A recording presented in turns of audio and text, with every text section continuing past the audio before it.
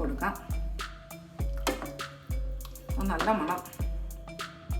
ഇനി ഇത് ഞാൻ കുറച്ച് ചോറെടുത്ത് വെച്ചിട്ടുണ്ട്, ഇതിനകത്ത് ഒഴിച്ച് കാണിച്ചിട്ടേ.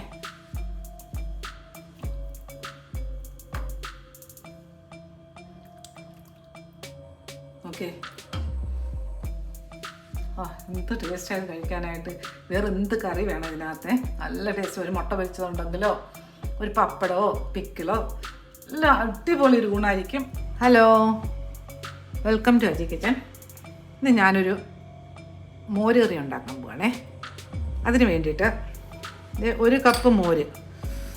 നമ്മൾ വീട്ടിൽ എത്രയെന്ന് പറഞ്ഞാൽ എനിക്ക് ഓക്കെ കട്ടി മോരാണ്. 1 കപ്പ് മോരുണ്ട് ഈ പാത്രത്തിന്. ഓക്കെ, 1 പാത്രം മോര്. പിന്നെ ഒരു വലിയ കിഴങ്ങ്, അത് കുഞ്ഞു കുഞ്ഞായിട്ട് അരിഞ്ഞിട്ടിട്ടുണ്ടേ. അപ്പം നമുക്ക് തുടങ്ങിയാലോ. ഒരു കടായി അടുപ്പി വെച്ചിട്ടുണ്ടേ. ഗ്യാസ് ഓണാക്കാം. പാത്രം ചൂടാവല്ലേ. ഈ ചൂടായ പാത്രത്തിലോട്ട് കുറച്ച് വെളിച്ചെണ്ണ ഒഴിച്ചു കൊടുക്കേ. ഒരു 1.5 ടേബിൾ സ്പൂണോളം വെളിച്ചെണ്ണ ഒഴിച്ചു കൊടുക്കേ. ഓക്കെ.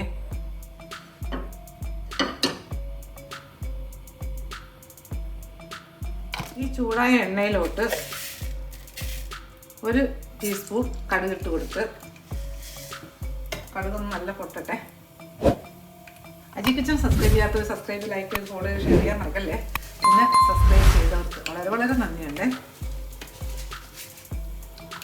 ഇതിലോട്ട് ഒരു മുളകിട്ട് കൊടുക്കാം.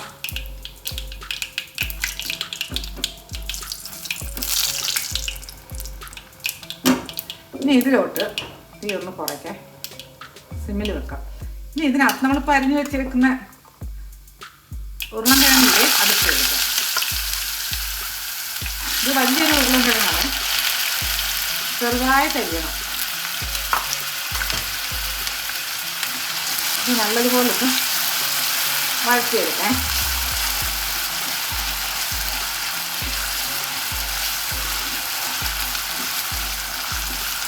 ഇതൊന്ന് വഴന്ന് വരട്ടെ.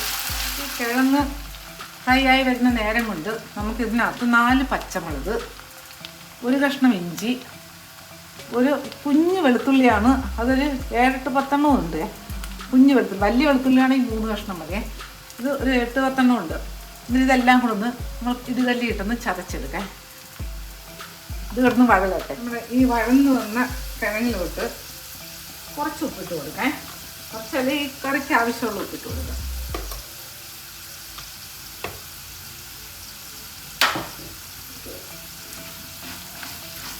ഇതിപ്പോൾ നല്ല ഫ്രൈ ആയിട്ട് വരുന്നുണ്ട്. ഇനി ഇതിനകത്ത് ഒരു 2 കറിവേപ്പില ആയിട്ട് കൊടുത്ത്, ഞാൻ സിമ്മിലാണ് ഇട്ടിരുന്നത് കിഴങ്ങൊന്ന് ഫ്രൈ ആക്കി എടുക്കാൻ വേണ്ടിയിട്ട്. കരിഞ്ഞു പോകില്ല, കാര്യം കറിയുടെ ടേസ്റ്റ് ഒന്ന് വ്യത്യാസമൊന്നുമില്ല.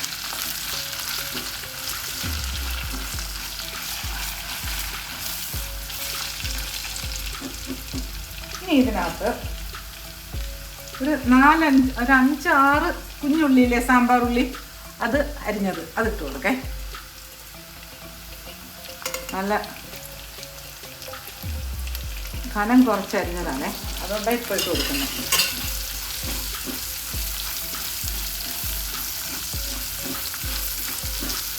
ഇതൊന്ന് നല്ല വഴറ്റിയെടുക്കാം.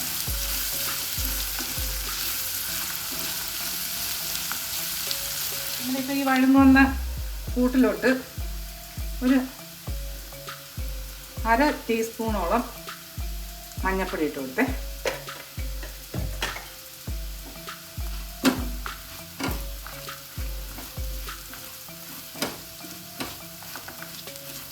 ഇനി ഇതിലോട്ട് ഒരു ഇടത്തരം തക്കാളി അരിഞ്ഞത് അത് ഇട്ട് കൊടുത്തേ.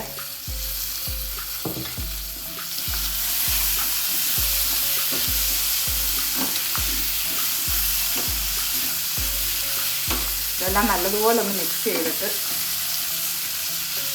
തക്കാളി ഒന്ന് സോഫ്റ്റ്, വെന്ത് കുഴഞ്ഞു പോകേണ്ട, ഒന്ന് സോഫ്റ്റായിട്ട് കിട്ടണേ. അതിന് വേണ്ടിയിട്ട് സിമ്മിലോട്ട് തീ താഴ്ത്തിയിട്ടുണ്ട്. ഇനി ഇതൊന്ന് കവർ ചെയ്ത് കൊടുക്കാം.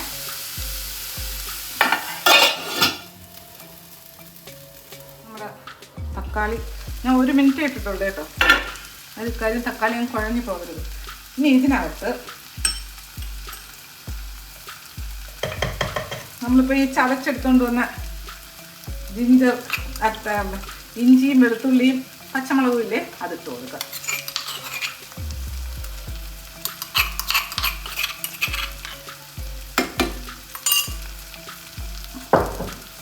ഇനി കളറൊന്നും ചെയ്യേണ്ട, ഇതൊന്ന് പച്ചമണം മാറുന്ന വരെ ഒന്ന് വഴറ്റിയെടുക്കാം.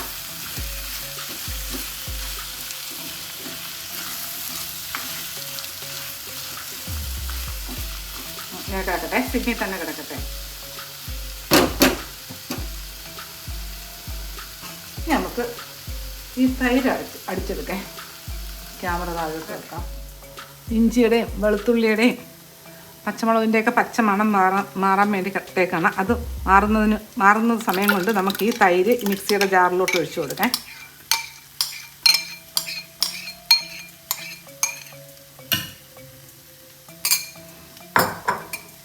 ഇനി ഇതിനകത്തോട്ട് ഒരു 2 ടീസ്പൂൺ കടലമാവ് ഇട്ട് കൊടുക്കാം.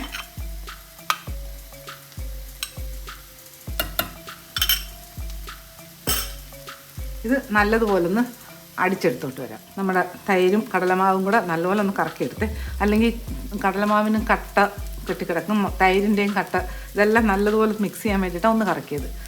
അന്നേരം ഇതിട്ടിരിക്കട്ടെ. നമുക്ക് ക്യാമറ അപ്പുറത്തോട്ട് വെച്ചിട്ട് അടുപ്പ് കിഴങ്ങ് കാണിക്കാം. തീ തീരെ കുറച്ച് വെച്ചേക്കാണ്. എന്നിട്ട് നമ്മളിപ്പോൾ ഈ അടിച്ചെടുത്തുകൊണ്ട് വന്ന തൈരില്ലേ ഇതിനകത്തോട്ട് ഒഴിച്ചു കൊടുക്കാം. മിക്സിയുടെ ജാറ് കഴുകിയ കുറച്ച് വെള്ളം ഒഴിച്ച് കൊടുക്കാം.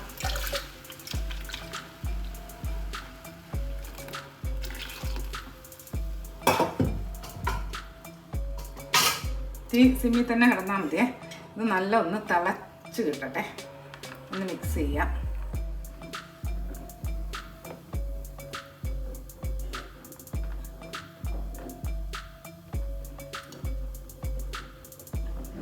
കാര്യം കടലമാവ് ഒന്ന് വേവണം. കടലമാവ് പച്ചയല്ലേ, പച്ച ഒരു ചുവയൊക്കെ മാറിക്കിട്ടും. അപ്പോഴത്തേക്ക് ഒന്ന് ചെറുതായിട്ടൊന്ന് വെന്ത് കിട്ടും. അതിനാണ് ഈ തിളപ്പിക്കുന്നത്. ചെറിയ തീയിലിട്ട് നോക്കിയാൽ മതി.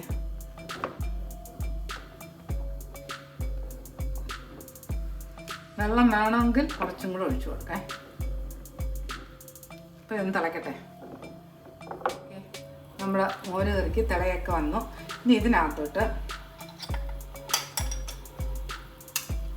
ശകലം വറുത്ത് പൊടിച്ച ഉലുവാപ്പൊടിയെ, ശകലം മതി, ഒരു നുള്ള് നല്ലപോലെ ഇളക്കി കൊടുക്കാം.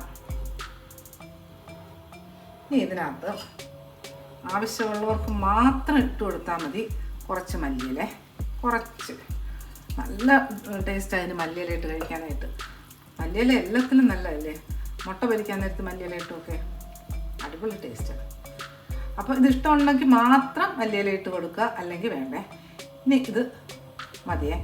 ഞാൻ ഗ്യാസ് ഓഫാക്കാൻ പോവാണ്. ഇത് ഞാൻ കുറച്ച് ചോറിനകത്ത് ഒഴിച്ച് കാണിച്ചു തരേ. ഇതിനകത്ത് ഒരു ഉപ്പുണ്ടോ എന്ന് നോക്കട്ടെ.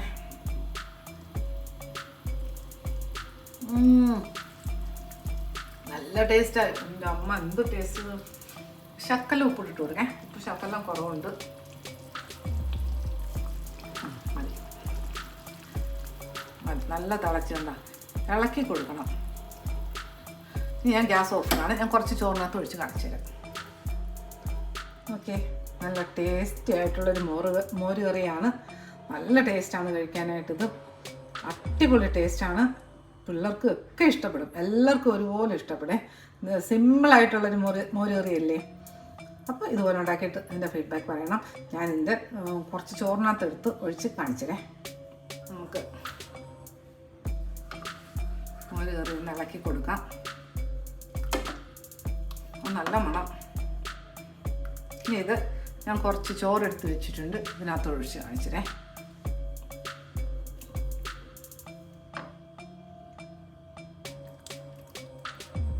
ഓക്കെ,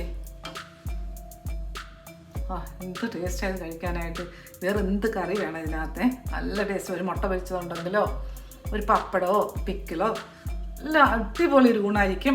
അപ്പോൾ ഇതുപോലെ ഉണ്ടാക്കിയിട്ട് ഫീഡ്ബാക്ക് പറയാൻ മറക്കല്ലേ. അടുത്ത വീഡിയോ ആയിട്ട് അടുത്ത ദിവസം.